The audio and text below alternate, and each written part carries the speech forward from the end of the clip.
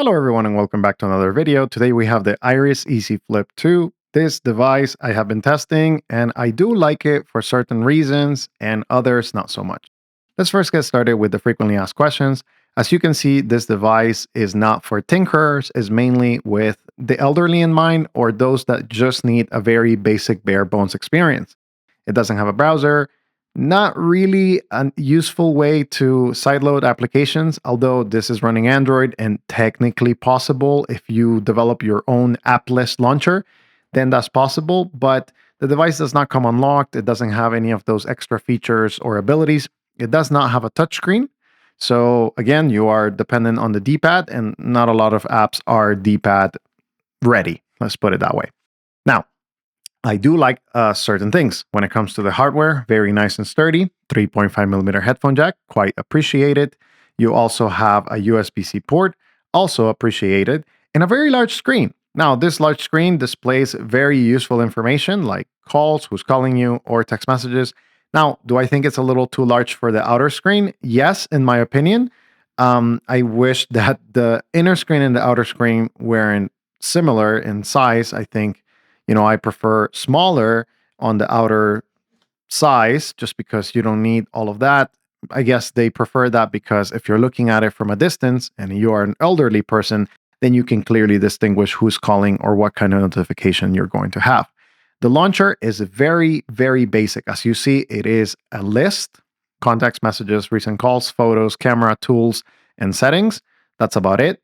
In the tools, you can find a reminder tool. So you can add a reminder. Custom, as you see, call, message to brush your teeth, check your blood pressure, check your blood sugar, and buy something, drink water, lock the door, feed the pet, take medication, walk outside, walk the dog, water the plants, turn off the lights, or check the mail.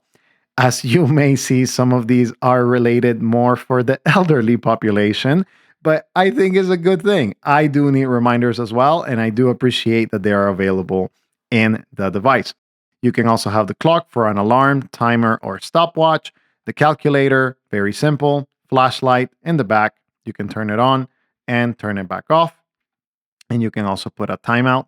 You have a magnifier, again, with very specific in mind, using the camera right there to magnify. And you have an FM radio, which you do have to connect the 3.5 millimeter headphone jack, some headphones right there. You have music that you can sideload with your device if you just connect it via USB-C.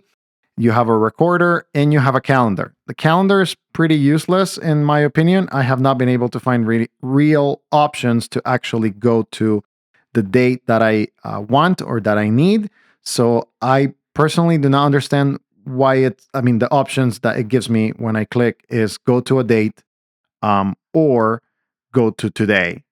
That's it. There's no put my information in there, not even anything. I think that's why they probably think the reminders is a better feature. I do like this in principle. I think dumb phones have gotten a little bit complicated in certain instances with all of the apps and all of the things, and nothing has a really clear layout for not only the elderly, but also for regular people.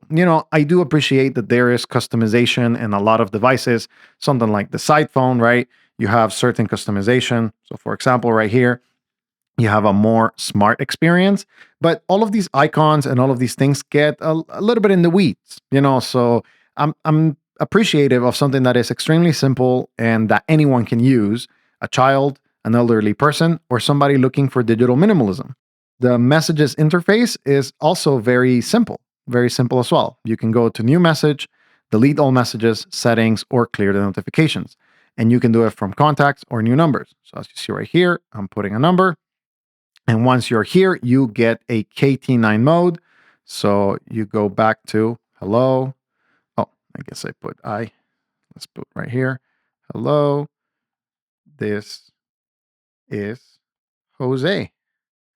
And you can right there select. Very simple to use, no issues.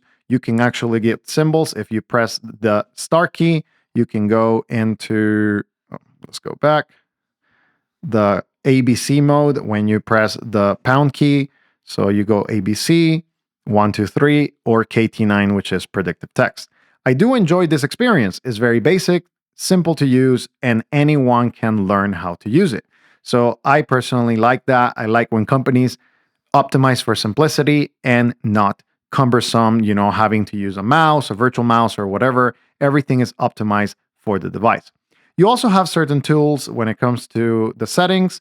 You have the call settings, you have the phone settings. There is a way to enable developer options. You just go to the build number and you press the right key 7 times. But again, there is no way to switch the launcher as far as we know so far.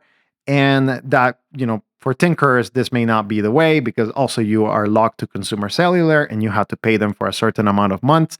If I recall correctly, it's at least 2 or 3 months to use that.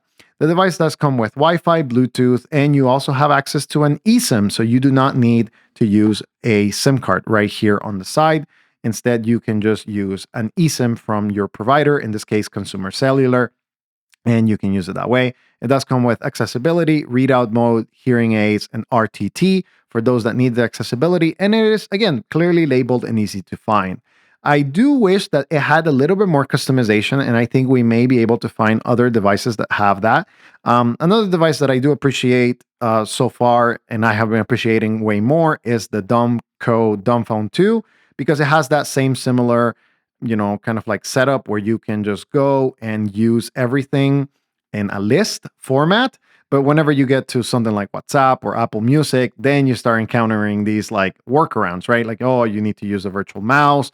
You need to be willing to sit with the device a little bit longer, right? And use it in a way that fits what you're trying to do. And as you see right there, Apple Music, taxes the device. So I do prefer the simplicity of something like the Iris Easy Flip 2. The call quality was excellent. You have this favorites contacts that you can get to pretty quickly. So if you value something extremely simple for the weekend, for the evenings, or if you're looking for something for a child or your parent, I think this is definitely in the contention because it's simple. It doesn't have a browser. It doesn't have any distractions. In order to get tools that actually work with this device, you will have to go through a lot of steps that not the general consumer will do.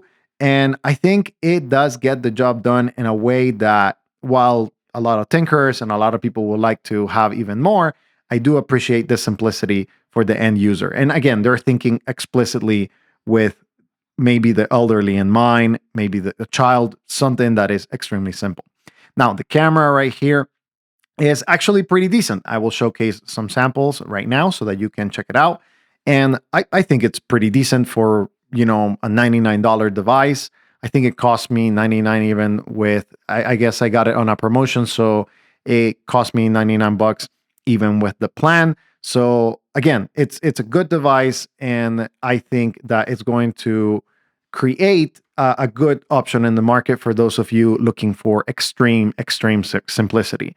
Um, there are some maybe kind of like pickiness that I do have. I do think that this screen is probably going to get smashed at some point in time, just because of usage, going back and forth between your pocket, etc., etc.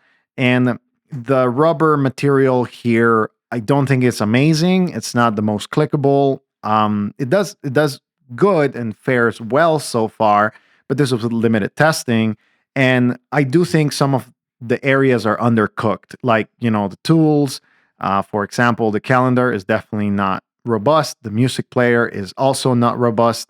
And I do wish that they had a little bit of better development because the price, again, is less than $100. Is very practical for a lot of people that want something simple.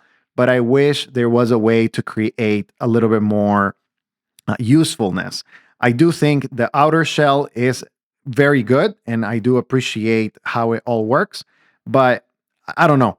Can I recommend this to everybody? Probably not. But if you have a elderly parent or a child that you're trying to get something for, and you're not trying to spend, more than $100, I think it's definitely a contender with consumer cellular. There are other devices that are based on this. There's one called the Speak Easy, and there's also another one called the Lively Flip 3, the third version, that are based on this similar device. They're not the same per se, although the Speak Easy may be the actual same device, just with a different branding. But the Lively Flip I'm going to be getting as well. the latest version so that I can test and see how all of that works. Anyways, if you have any questions about this device or any of the other devices I have reviewed, make sure to put them in the comments below and I'll be interacting with you guys. I like that Iris has, this brand has decided to upgrade this device. It feels snappy, it feels very easy to use, and they have improved it from the previous version. So again, it's something to consider. See you in the next video.